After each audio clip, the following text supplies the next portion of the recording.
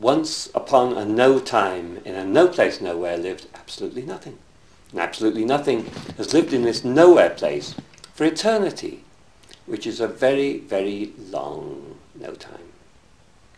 And nothing always happens in eternity.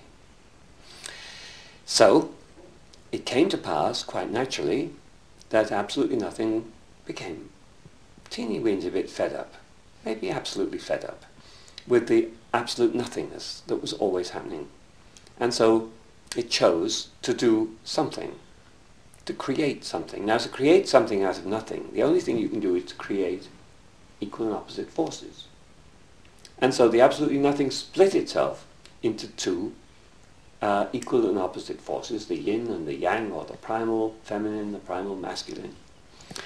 And of course then the dance began, because as we know, feminine, masculine, attraction, whoa. But feminine and masculine get really, really close and whoa, wait a minute, scary. Apart again, and together and apart. And so the dance developed, and they spun around and around and around, and the absolutely nothing was so delighted that after all that nothing, all this was happening, that it laughed, and it laughed, and it laughed, until it laughed so hard that it burst in the great Big Bang and became a universe in space and time. And cutting 15 billion or a lot more years, Earth years, quickly passing over all that, here we are. Little bits of that absolutely nothing, which became absolutely everything.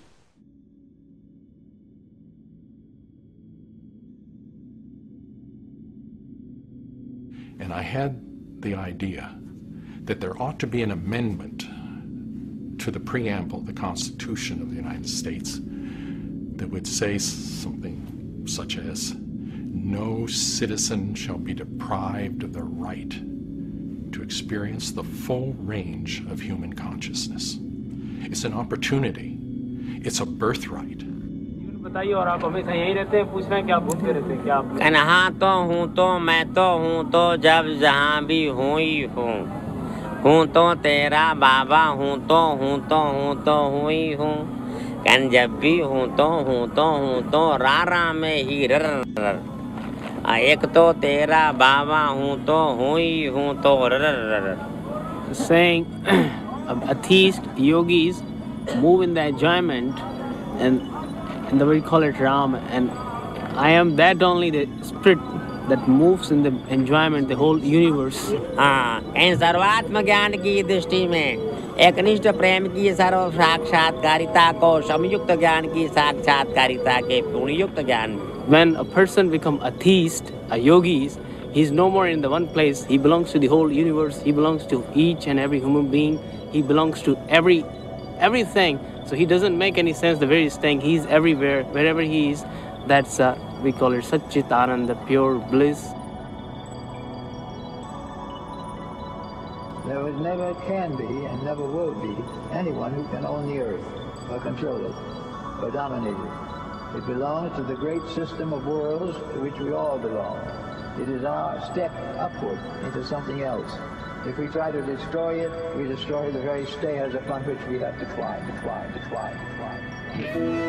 We now understand that life is fundamentally one. At the basis of all life's diversity, there is unity.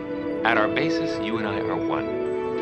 And that unity, at the basis of mind and matter, is consciousness, universal consciousness. In the Buddhist tradition, they talk about everyone has Buddha nature, and it's just a matter of not really realizing your own already enlightened state. It's consciousness, and there's an ocean of pure, vibrant consciousness inside each one of us. And it's right at the source and base of mind, right at the source of thought, and it's also at the source of all matter.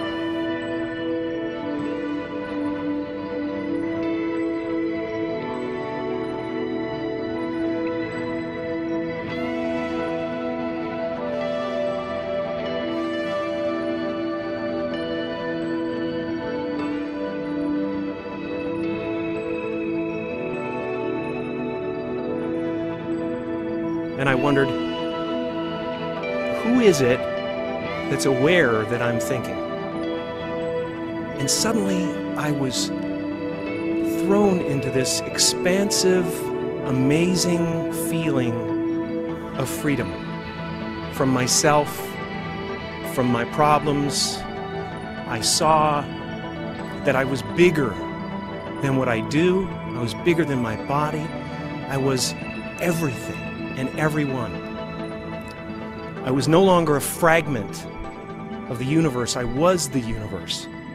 I just went directly into an experience that I can best describe as Dharmakaya, the Tibetan Book of the Dead, the sense of all of existence being present just as this incredible source of light, but it doesn't do it justice to call it light. I mean, it was extremely radiant, incandescent source of light, but at the same time there was a sense that it was like all of creation was there in just a pure potential.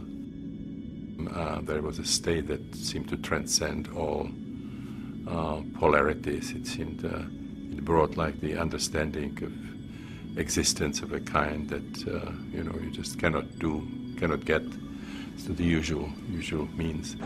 So stepping way back, there is a God, and this God that there is in no way separate from any of us. We are now seeing the increasing and extraordinary impact of that sense of separation. We're seeing what separation theology can do to humanity. Divide and conquer.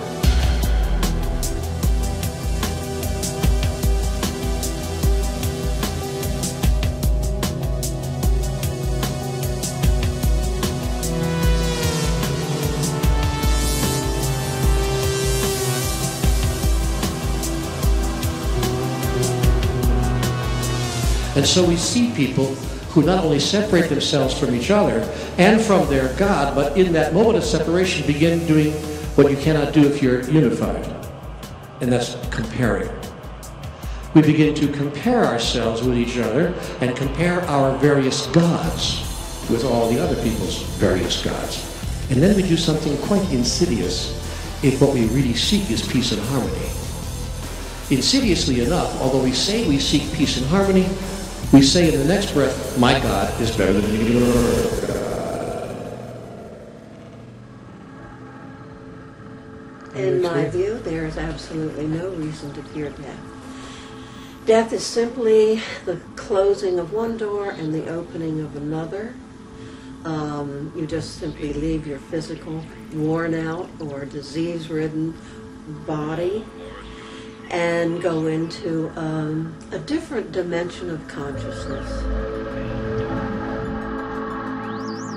We have a certain consciousness here on earth that I believe is inhibited by our physicality. We can't express everything. There seem to be parameters. But when you go over into the spiritual dimension, your consciousness is so expanded. I understood things perfectly over there that I could not understand when I got back here. I was not that expanded anymore. It took a few decades before I realized that looking into my soul and seeing that I was love was equally as important, possibly even more so, I don't know, but equally as important as knowing that there was no death, was knowing what I was, who we all are. And that's one of the things that I want so much for people to know.